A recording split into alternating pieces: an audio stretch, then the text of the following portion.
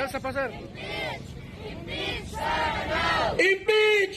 Impeach! Impeach Sara now!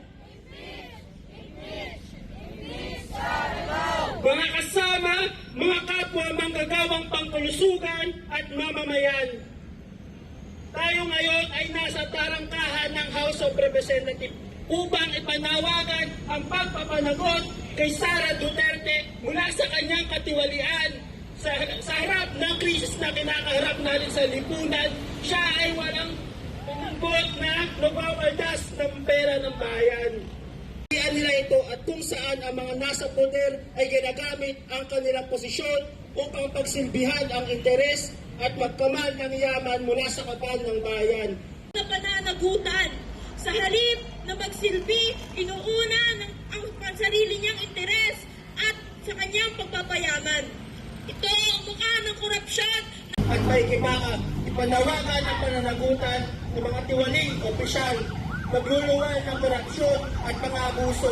Ipanawagan ang kanilang lipunang mga tarungan. Isang militante at mapagpalayang umaga sa ating lahat dito sa House of Representatives at sa hangin ng mga kapulisan at sa lahat ng mga dumaraan dito. Narito tayo ngayon upang mariigiit ang pagpapatalsik kay Sara Duterte at na isang rin.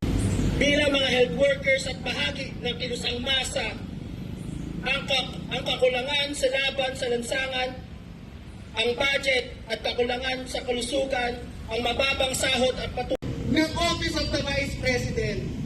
Mga kasama na ang pakadaming krisis na kinakaharap natin ngayon. Andyan na ang pagtaas ng presyo ng petrolyo. Andyan ang pagtaas ng presyo ng bilihin.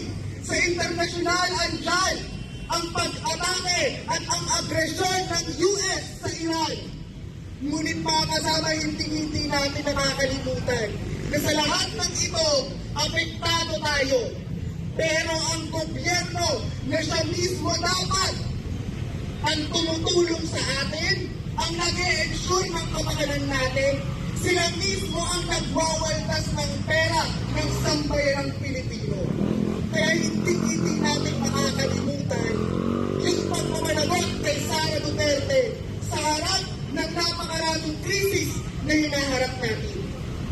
Mga kasama, sabi ng kanyang defense team, hindi daw sisipot si Vice President Sara Duterte sa kanyang impeachment trial today.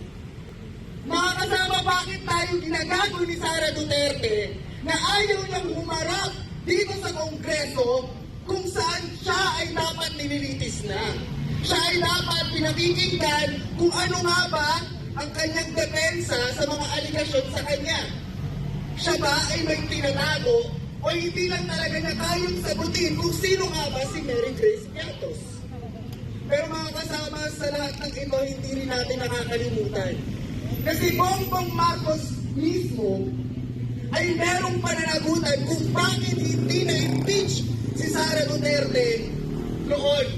Na-impeach, di haharap si Sara Duterte o ang kanyang kampo sa pamawa. Impeach! Impeach Sara now! Impeach! Impeach Sara now!